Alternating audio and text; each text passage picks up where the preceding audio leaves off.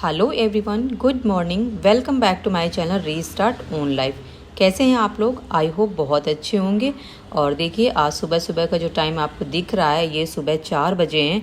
और आज सुबह मैं 4 बजे उठी थी, और क्योंकि मुझे आज से अपना जो चैलेंज है वो पूरा करना है। आप सभी को पता ही होगा कि मैं RO की एस्पिरेंट हूँ और मैं उसी की तैयारी कर रही हूँ। सो बस उसी तैयारी के लिए आज मेरा डे 1 चैलेंज हो, जो उसके लिए मुझे अब 4 बजे से ही उठना होगा और मुझे अपना जो टारगेट मैंने सेट किया हुआ है वो मुझे पूरा करना है। फ्रेंड्स, अभी 2-3 दिन पहले मैंने 2 वीडियोस अपलोड किए हैं। एक बुक से रिलेटेड है और दूसरा जो हाउसवाइफ का स्टडी मैनेजमेंट है उससे रिलेटेड मैंने वीडियो बनाया हुआ है। सो देखिए, जो बुक से रिलेटेड अगर आप लोगों ने नहीं देखा है तो वो वीडियो देख लीजिए। और साथ में मैंने जो स्टडी प्लान है, हमारा जो RO का एग्ज़ाम होने वाला है, मोस्टली अभी जो टाइम हमारे पास बचा हुआ है 5 मंथ्स की, मैंने उसमें स्ट्रेटजी शेयर किया हुआ है कि किस तरह से हम अपनी स्ट्रेटजी को बना सकते हैं और अपनी स्टडी 8 आवर्स की कंप्लीट कर सकते हैं।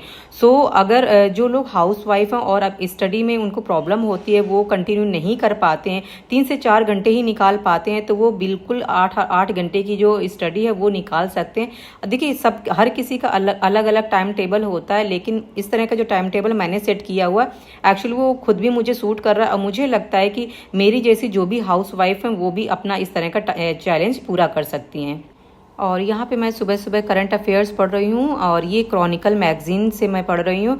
और इससे पहले भी मैं पढ़ रही थी, तो वो भी मैं आपके साथ शेयर कर रही थी, क्योंकि आज डे 1 चैलेंज यहाँ से मैंने एक्सेप्ट किया हुआ है। सो आज मुझे दोबारा इस जो पेज पढ़ रही हूँ इसको मुझे दोबारा से रीड करना है।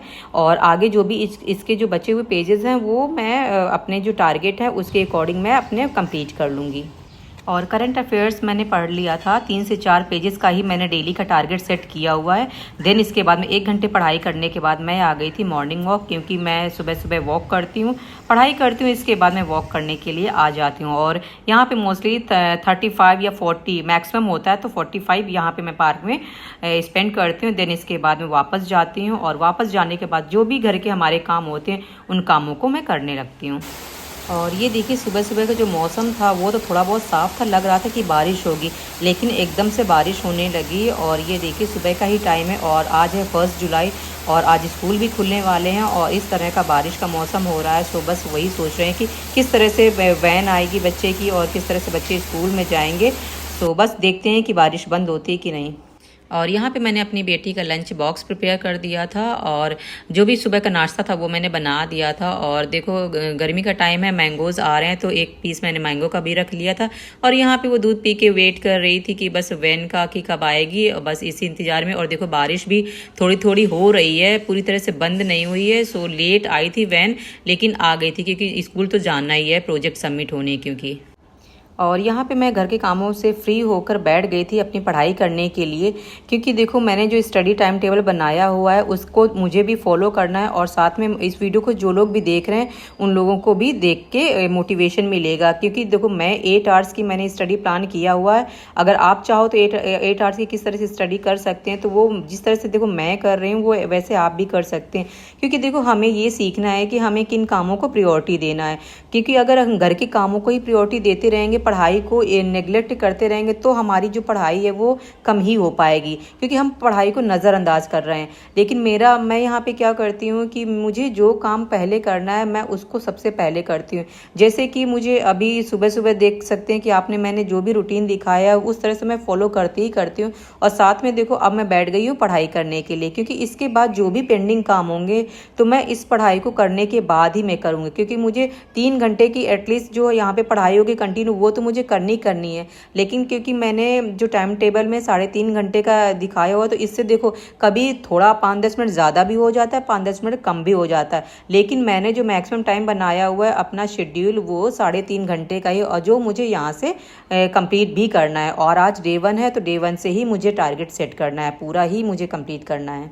और आज है मंडे, सो मंडे को होती है हिस्ट्री। सो हिस्ट्री का जो शेड्यूल बनाया हुआ मैंने 8 बजे से लेकर 11:30 तक का, वो मैं बस यहाँ पे उसको कंप्लीट कर रही हूँ। और हिस्ट्री जो अभी मेरे देखिए नोट्स जो मैं बना रही हूँ, ये अभी स्टार्टिंग से फिर से मैं इस वीडियो को देख रही हूँ, क्योंकि मैंने एक ऑनलाइन जो बैच था वो मैंने परचेज़ किया हुआ था लास्ट ईयर जब RO का एग्ज़ाम होने वाला था। सो बस उसी को दोबारा फिर से मैं वीडियोस देख रही हूँ। और क्योंकि मेरे नोट्स पहले से प्रिपेयर हैं, लेकिन कुछ चीज़ें होती हैं हम जो 2 से 3 बार वीडियो को देखते हैं तो कहीं ना कहीं कुछ चीज़ें और हमें लगने लगती हैं कि ये ऐड करने वाली चीज़ें हैं। सो बस उन्हीं चीज़ों को मैं देख रही हूँ। और इसके बाद वीडियो देखने के बाद ये जो घटना चक्र है, इस घटना चक्र में प्रैक्टिस भी करूँगी। और साथ में मैंने देखिए परीक्षा वाणी जो बुक शेयर की थी तो मुझे उसको भी पढ़ना है। और देखिए बहुत सारे लोग ये कहते हैं कि हम इस इतने कम टाइम में हम अपना जो बेस्ट है वो दे पाएँ कि नहीं दे पाएंगे। तो देखिए मेरा मानना है कि बेस्ट दे पाना वो हमारी अपनी कोशिश है, क्योंकि एग्ज़ाम में पास या फेल होना वो मैटर नहीं करता है, क्योंकि उसके लिए हम नहीं सोचेंगे। हम सोचेंगे तो सिर्फ अपनी मेहनत के लिए सोचेंगे। जो देखो मैं मेहनत यहाँ पे कर रही हूँ, अगर ऑनेस्ट मेरी मेहनत रहेगी तो मुझे उसका रिजल्ट ज़रूर मिलेगा। तो हमें अपनी पढ़ाई के जो प्रति है वो ईमानदारी हमेशा दिखानी चाहिए। हमें जो टारगेट अचीव करना है उसको लेके हमें हमेशा ही एक्साइटमेंट उसके लिए होना चाहिए। उन टारगेट्स को पूरा करने के लिए हमेशा ही फोकस्ड होना चाहिए।